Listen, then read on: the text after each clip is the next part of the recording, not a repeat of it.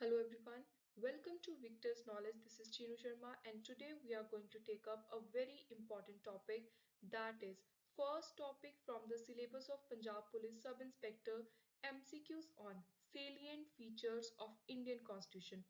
सो पंजाब सरकार ने recently announce किया है कि वो बहुत जल्दी एक नोटिफिकेशन जारी करन जा रहे ने जिहदे अंदर 10,000 ਜਿਹੜੀਆਂ पोस्ट ने जॉब्स ने ਉਹ स्पैशली सिर्फ पंजाब पुलिस ਦੇ ਨਾਲ ਰਿਲੇਟਡ ਹੋਣਗੀਆਂ।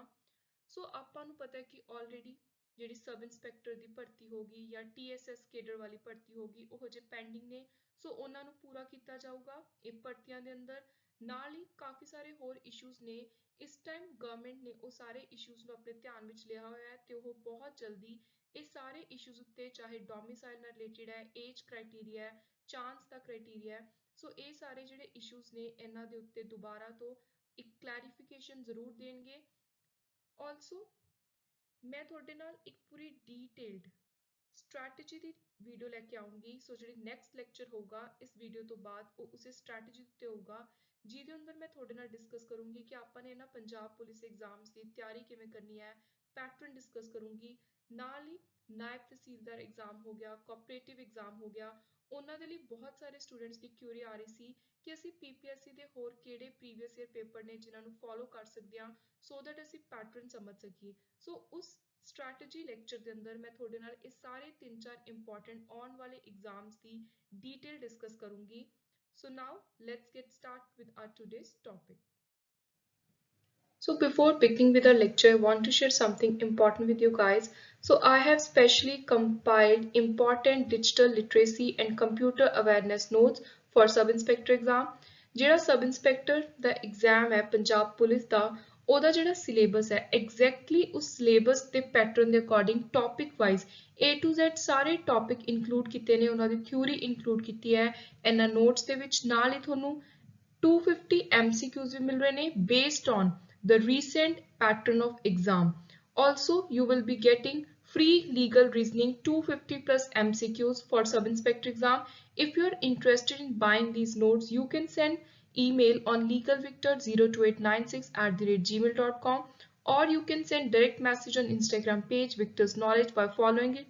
The price is ₹500 for these complete notes.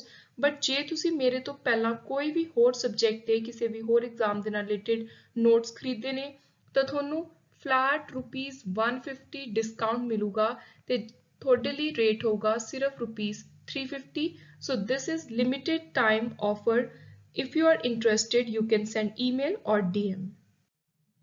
So starting with first question, पहला question है ਭਾਰਤ ਦਾ ਜਿਹੜਾ ਸੰਵਿਧਾਨ ਹੈ ਆਪਾਂ ਨੂੰ ਪਤਾ ਕਿ ਉਹਦੇ ਅਲੱਗ-ਅਲੱਗ ਫੀਚਰਸ ਨੇ ਜਿਹਨੂੰ ਪੂਰੀ ਦੁਨੀਆ ਭਰ ਦੇ ਬਹੁਤ ਸਾਰੇ ਸੰਵਿਧਾਨ ਦੇਸ਼ਾਂ ਦੇ ਸੰਵਿਧਾਨ ਦੇ ਵਿੱਚੋਂ ਬਰੋ ਕੀਤਾ ਗਿਆ ਹੈ ਤੇ ਫਿਰ ਇੰਡੀਆ ਦਾ ਸੰਵਿਧਾਨ ਤਿਆਰ ਕੀਤਾ ਹੈ। ਸੋ ਅਲੱਗ-ਅਲੱਗ ਸੋਰਸਿਸ ਨੇ ਇੰਡੀਅਨ ਕਨਸਟੀਟਿਊਸ਼ਨ ਦੇ। Question is what is not taken from British Constitution in the Indian Constitution? Bharat ਦੇ ਸੰਵਿਧਾਨ ਦੇ ਵਿੱਚ ਇਹਨਾਂ ਚਾਰਾਂ ਦੇ ਵਿੱਚੋਂ ਕਿਹੜੀ ਇਹੋ ਜਿਹੀ ਚੀਜ਼ ਹੈ ਜਿਹੜੀ ਬ੍ਰਿਟਿਸ਼ UK ਦੇ ਸੰਵਿਧਾਨ ਵਿੱਚੋਂ ਨਹੀਂ ਲਈ ਗਈ? ਸੋ ਉਰੇ ਹੈ not taken। ਸੋ ਕੁਐਸਚਨ ਨੂੰ ਧਿਆਨ ਦੇ ਨਾਲ ਪਹਿਲਾਂ ਪੜ੍ਹਨਾ ਹੈ। ਸੋ ਰਾਈਟ ਆਨਸਰ ਹੈ ਆਪਸ਼ਨ C ਫੰਡਾਮੈਂਟਲ ਰਾਈਟ। ਬਾਕੀ ਪਾਰਲੀਮੈਂਟਰੀ ਰੂਲ ਹੋ ਗਿਆ, ਸਿੰਗਲ ਸਿਟੀਜ਼ਨਸ਼ਿਪ, ਕੈਬਨਿਟ ਸਿਸਟਮ, ਇਹ ਤਿੰਨੋਂ ਚੀਜ਼ਾਂ ਬ੍ਰਿਟਿਸ਼ ਕਨਸਟੀਟਿਊਸ਼ਨ ਤੋਂ ਬੋਰੋ ਕੀਤੀਆਂ। Moving further, next question. Which of the following article cannot be null during the national emergency? ਜਦੋਂ national emergency ਲਗਾਈ ਜਾਂਦੀ ਹੈ ਉਸ ਸਮੇਂ ਕਿਹੜੇ ਇਹੋ ਜਿਹੇ ਆਰਟੀਕਲ ਨੇ, ਕਿਹੜੇ ਇਹੋ ਜਿਹੇ ਫੰਡਾਮੈਂਟਲ ਰਾਈਟਸ ਨੇ ਜਿਹੜੇ ਰੱਦ ਨਹੀਂ ਹੁੰਦੇ, ਜੋ ਲਾਗੂ ਰਹਿੰਦੇ ਨੇ? ਸੋ ਉਹ ਦੋ ਇੰਪੋਰਟੈਂਟ ਆਰਟੀਕਲ ਨੇ 20 ਤੇ 21। Option C is the right answer. Next is idea of concurrent list in the Indian Constitution is taken from the Constitution of. ਸੋ ਆਪਾਂ ਨੂੰ ਪਤਾ ਹੈ ਜਿਹੜਾ ਸੰਵਿਧਾਨ ਹੈ ਉਹਦਾ 7ਵਾਂ ਸ਼ਡਿਊਲ ਹੈ ਉਹਦੇ ਅੰਦਰ ਤਿੰਨ ਤਰ੍ਹਾਂ ਦੀ ਲਿਸਟ ਦੀ ਗੱਲ ਕੀਤੀ ਗਈ ਹੈ, centre, state and concurrent list. ਸੋ ਤਿੰਨ ਲਿਸਟ ਨੇ। ਜਿਹੜੀ ਸੈਂਟਰ ਲਿਸਟ ਹੈ ਇਹਦੇ ਉੱਤੇ ਸਿਰਫ ਔਰ ਸਿਰਫ ਯੂਨੀਅਨ ਦੀ, ਸੈਂਟਰ ਦੀ ਸਰਕਾਰ ਦਾ ਹੱਕ ਹੈ ਕੋਈ ਵੀ ਜਿਹੜੇ ਇਹਦੇ ਸਬਜੈਕਟਸ ਨੇ ਉਹਨਾਂ ਉੱਤੇ ਕੋਈ ਰੂਲ ਪਾਸ ਕਰਨਾ ਹੈ, ਕੋਈ ਲਾਅ ਤਿਆਰ ਕਰਨਾ ਹੈ ਤਾਂ ਉਹ ਏਰੀਆਜ਼ ਦੇ ਉੱਤੇ ਸਿਰਫ ਸੈਂਟਰ ਦਾ ਰੂਲ ਹੈ। ਬਾਕੀ ਜਿਹੜੇ ਸਟੇਟ ਦੇ ਸਬਜੈਕਟਸ ਨੇ ਉਹਨਾਂ ਉੱਤੇ ਸਟੇਟ ਲਿਸਟ ਦੇ ਵਿੱਚ ਜਿਹੜੇ ਸਬਜੈਕਟ ਆਉਂਦੇ ਨੇ ਸਟੇਟ ਗਵਰਨਮੈਂਟ ਦਾ ਅਧਿਕਾਰ ਹੁੰਦਾ ਹੈ। ਇੱਕ ਹੈ ਤੀਜੇ ਨੰਬਰ ਤੇ ਕੰਕਰੈਂਟ ਲਿਸਟ। ਕੰਕਰੈਂਟ ਵਿੱਚ ਇਹੋ ਜਿਹੇ ਸਬਜੈਕਟ ਆਉਂਦੇ ਨੇ ਜਿਨ੍ਹਾਂ ਉੱਤੇ ਸੈਂਟਰ ਤੇ ਸਟੇਟ ਦੋਨਾਂ ਦਾ ਹੱਕ ਹੁੰਦਾ ਹੈ ਪਰ ਜੇ ਕਦੇ ਸੈਂਟਰ ਤੇ ਸਟੇਟ ਕਿਸੇ ਇੱਕ ਇਸ਼ੂ ਦੇ ਉੱਤੇ ਕਨਫਲਿਕਟ ਵਿੱਚ ਆ ਜਾਣ, ਸੈਂਟਰ ਕੋਈ ਹੋਰ ਰੂਲ ਬਣਾਉਣਾ ਚਾਹੁੰਦਾ, ਸਟੇਟ ਕੋਈ ਹੋਰ, ਤਾਂ ਉੱਥੇ ਜਿਹੜੀ ਸੈਂਟਰ ਹੈ ਉਹਦੀ ਸੁਣਵਾਈ ਹੋਊਗੀ। ਸੋ ਸੈਂਟਰ ਜੋ ਰੂਲ ਬਣਾਊਗੀ ਉਹ ਲਾਗੂ ਹੋਊਗਾ। ਕੁਐਸਚਨ ਹੈ ਕਿ ਜਿਹੜਾ ਕੰਕਰੈਂਟ ਲਿਸਟ ਦਾ ਆਈਡੀਆ ਹੈ ਕਿਹੜੇ ਸੰਵਿਧਾਨ ਚੋਂ ਲਿਆ ਗਿਆ? ਸੋ ਇਹ ਲਿਆ ਆਸਟ੍ਰੇਲੀਆ ਦੇ ਕਨਸਟੀਟਿਊਸ਼ਨ ਚੋਂ, ਆਪਸ਼ਨ ਸੀ। ਹੁਣ ਨੈਕਸਟ ਕੁਐਸਚਨ ਇਸੇ ਚੀਜ਼ ਨਾਲ ਰਿਲੇਟਡ ਆ ਗਿਆ। 7th ਸ਼ਡਿਊਲ ਕਿਸ ਚੀਜ਼ ਨਾਲ ਕੰਸਰਨਡ ਹੈ? ਜਿਹੜਾ 7ਵਾਂ ਸ਼ਡਿਊਲ ਹੈ ਮੈਂ ਤੁਹਾਨੂੰ ਉੱਪਰ ਦੱਸਿਆ ਹੈ, ਇਹਦੇ ਅੰਦਰ 3 ਲਿਸਟ ਨੇ। ਸੋ ਇਹ 3 ਲਿਸਟ ਇਹ ਦਰਸਾਉਂਦੀਆਂ ਨੇ ਕਿ ਸੈਂਟਰ ਤੇ ਸਟੇਟ ਦੀ ਪਾਵਰ ਹੈ ਉਹਨੂੰ ਵੰਡਿਆ ਗਿਆ, partition of power between center and state. Option B is the right answer.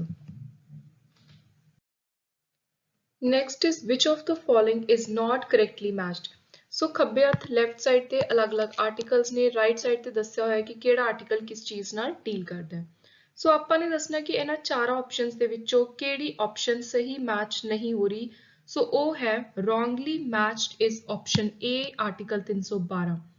ਪੂਰੇ ਆਪਸ਼ਨ ਵਿੱਚ ਲਿਖਿਆ ਹੋਇਆ ਹੈ ਕਿ ਆਰਟੀਕਲ 312 ਗੱਲ ਕਰਦਾ ਹੈ ਪਬਲਿਕ ਸਰਵਿਸ ਕਮਿਸ਼ਨ ਦੇ ਫੰਕਸ਼ਨਸ ਦੀ, ਆਰਟੀਕਲ 312 ਅਸਲ ਵਿੱਚ ਗੱਲ ਕਰਦਾ ਹੈ ਆਲ ਇੰਡੀਆ ਸਰਵਿਸ ਦੀ। ਬਾਕੀ ਆਪਸ਼ਨ B, C, D ਤਿੰਨੋਂ ਕਰੈਕਟਲੀ ਮੈਚ ਨੇ। ਆਰਟੀਕਲ 110 ਡੀਲ ਕਰਦਾ ਹੈ ਮਨੀ ਬਿਲ ਦੀ ਡੈਫੀਨੇਸ਼ਨ, 112 ਐਨੂਅਲ ਫਾਈਨੈਂਸ਼ੀਅਲ ਸਟੇਟਮੈਂਟ ਜਿਹਨੂੰ ਆਪਾਂ ਬਜਟ ਕਹਿੰਦੇ ਆ, 51A fundamental duties. Next again similar question, options ਅਲੱਗ ਨੇ।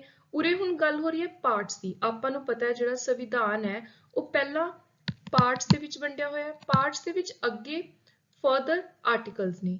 ਸੋ ਉਰੇ ਜਿਹੜਾ ਕਰੈਕਟਲੀ ਮੈਚਡ ਨਹੀਂ ਹੈ ਉਹ ਹੈ option C, part 3 DPSP directive principal of state policy.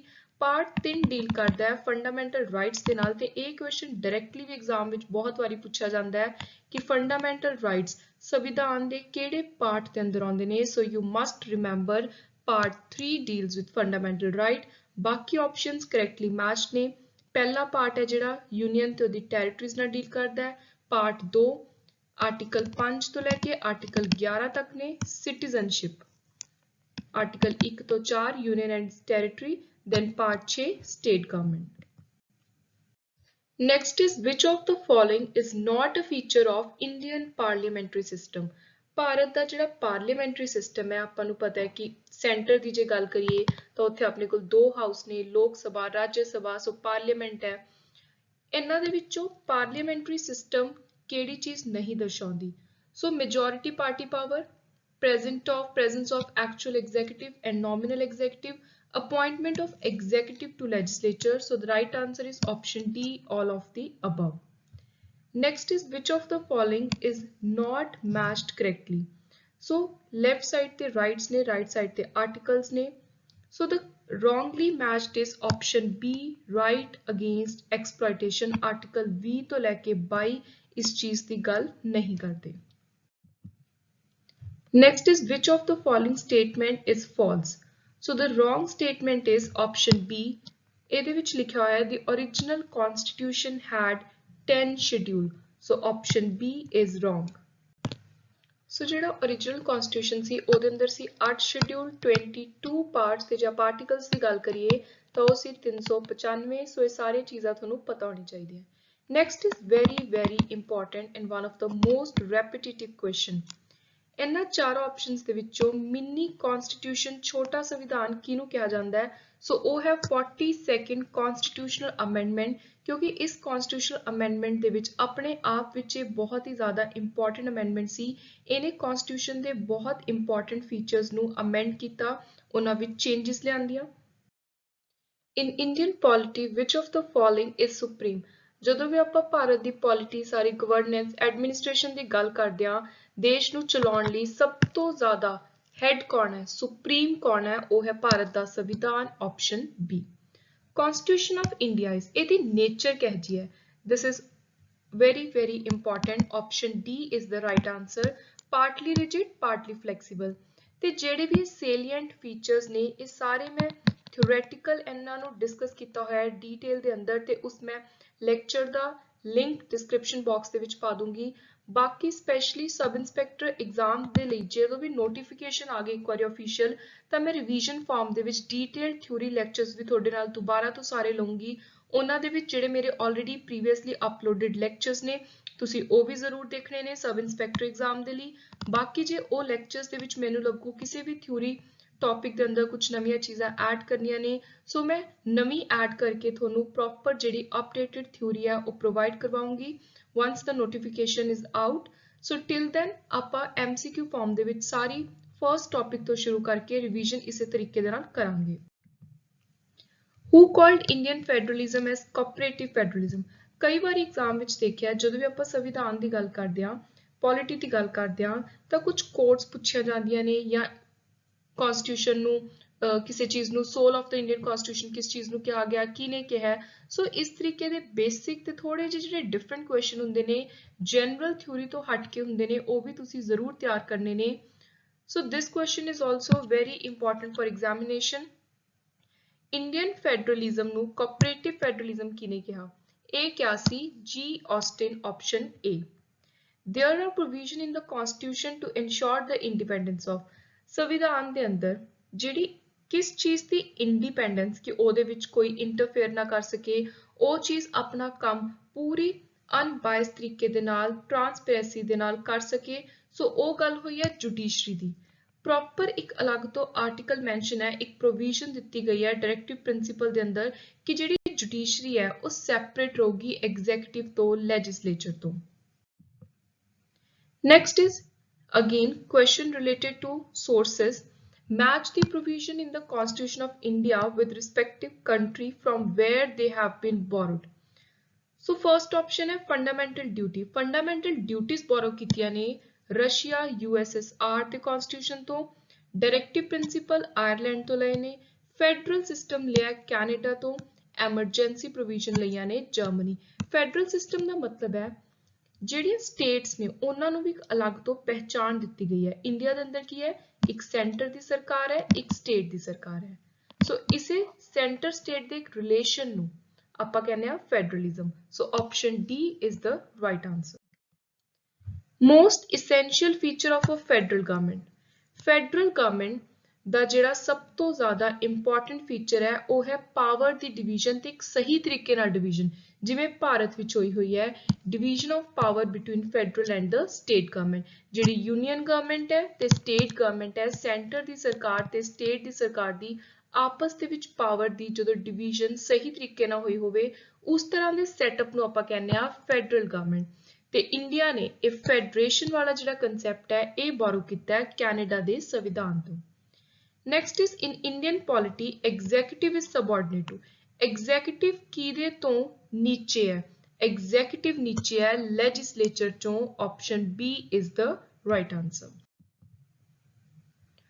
Bharat ਦੇ ਸੰਵਿਧਾਨ ਦੇ ਅੰਦਰ ਕੁੱਲ ਆਰਟੀਕਲ ਕਿੰਨੇ ਨੇ? ਸੋ ਉਹ ਨੇ 448। Option A is the right answer.